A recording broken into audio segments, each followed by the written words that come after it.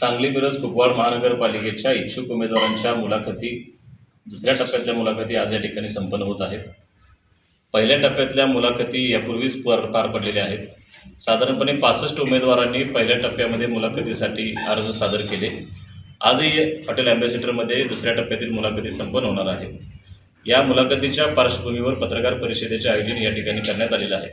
सांगली मिरज कुपवाड महानगरपालिकेतल्या समस्यांना वाचा फोडण्यासाठी, बहुजनांना न्याय मिळवून देण्यासाठी आदरणीय बाळासाहेब आंबेडकरांनी वंचित बहुजन आघाडीच्या वतीने सांगली मिरज कुपवाड महानगरपालिकेची निवडणूक ताकदीने लढवण्याचे आदेश दिलेले आहेत आणि तशा पद्धतीची पूर्ण तयारी वंचित बहुजन आघाडीच्या वतीने आपल्या शहरामध्ये करण्यात आलेली आहे। गेल्या 6 महिन्यापासून प्रशिक्षण शिबिराच्या माध्यमातून, वेगवेगळ्या मेळाव्याच्या माध्यमातून पक्षाच्या वतीने योग्य पद्धतीचं नियोजन निवडणुकीच्या तयारीसाठी केलेलं आहे।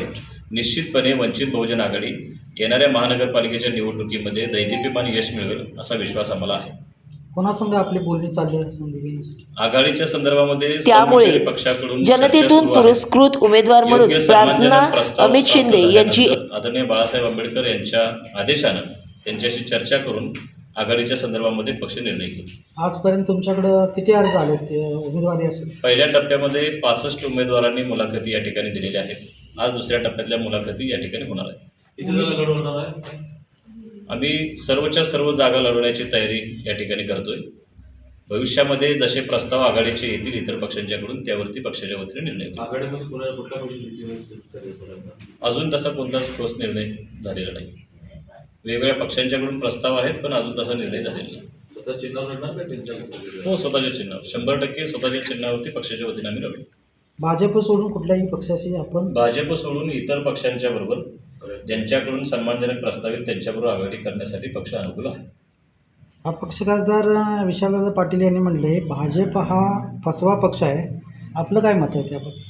भारतीय जनता पार्टीचं कायमच षडयंत्र असेल, त्यांच्या कामाची पद्धत असेल, वंचित बहुजन आघाडी उघड करत आलेली आहे। भारतीय जनता पार्टीच्या माध्यमातून विकासाचं फक्त गाजर दाखवलं जातं, प्रत्यक्षामध्ये विकास होताना दिसत नाही, ही वस्तुस्थिती आहे आणि त्यांच्या धोरणांना वंचित बहुजन आघाडी कायमच विरोध करत आलेली आहे।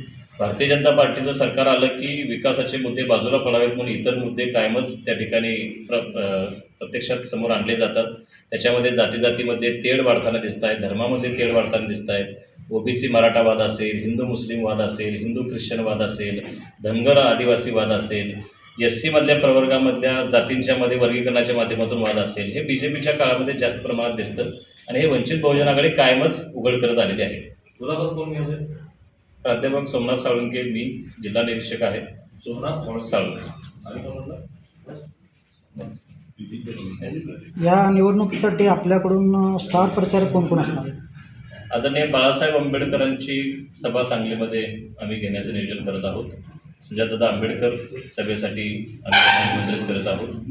सुजातादांच्या बरोबर अंजलीताई आंबेडकर सुद्धा सांगलीमध्ये येण्याची शक्यता आहे। कधीपर्यंत? 23 तारखेपर्यंत अर्ज भरण्याच्या पहिल्या दिवसापर्यंत आमची सर्व प्रक्रिया पूर्ण होईल। ओके.